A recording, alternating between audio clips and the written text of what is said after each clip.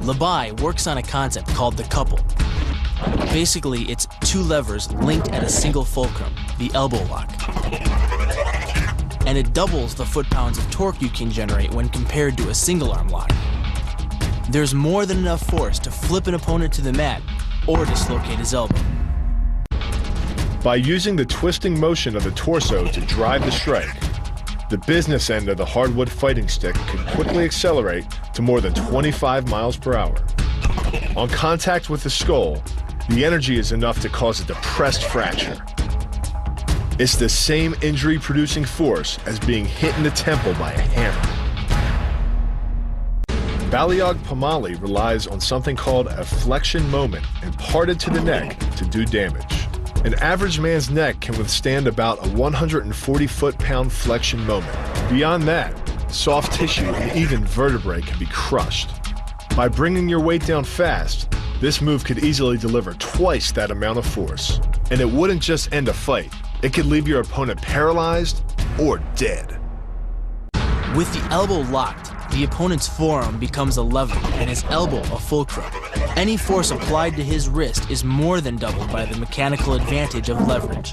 By jerking hard on the arm, you can easily hyperextend the elbow. The same kind of injury that you'd sustain falling hard onto your outstretched arm. The throw works just like a crowbar, where your leg is the lever and your hip is the fulcrum. The trick is positioning your body in just the right place. If you're just an inch off the placement of your thigh and hip, the amount of energy needed to throw an opponent can more than double. But performed correctly, Uchimata requires almost no energy, yet it can deliver up to 5,000 pounds of force.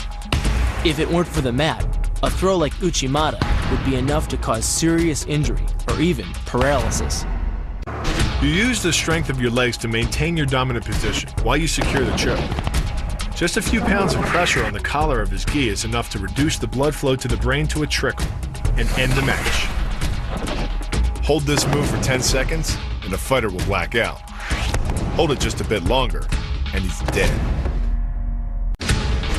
By bending the elbow across the fulcrum of your hips, you're subjecting the weak joint to the leverage of two strong forces. The pull of your thighs on his shoulder and your hands on his wrists. As little as 1,000 pounds of force can be enough to destroy the elbow. The leverage of the armbar can supply much more than that.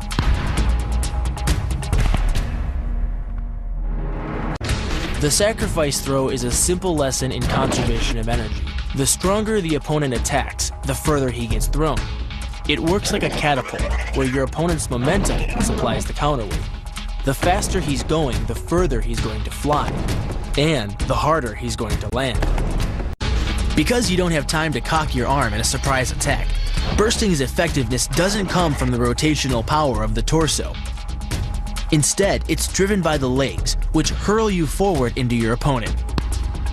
Both the block and the strike land with 300 pounds of force, more than enough to collapse the windpipe or fracture the delicate bones of the face. Doing the 360 defense requires you keep your body in motion at all times, using your arms to defend different angles of attack. The key is keeping your arms at an oblique angle with your hands open and straight so that you don't take any blows straight on. Each is deflected down the angle of your forearm, which reduces its impact. During the choke, your opponent is relying on his grip strength and outstretched arms to maintain the choke. The strength of your back and shoulder muscles is greater than the applied force of your opponent's hold, so it doesn't take much to break his grip. And the closer your hands are to your own neck, the greater the leverage. The disarm is basically a judo wrist lock and uses many of the same principles. By pulling your attacker forward as you turn, he loses his balance, giving you control of his wrist. The barrel of the gun then becomes a lever, allowing you to take the gun. Because you are using the muscles of your torso, which can deliver up to 10 times more force than the muscles of the wrist, the disarm works against an opponent who is much stronger than you.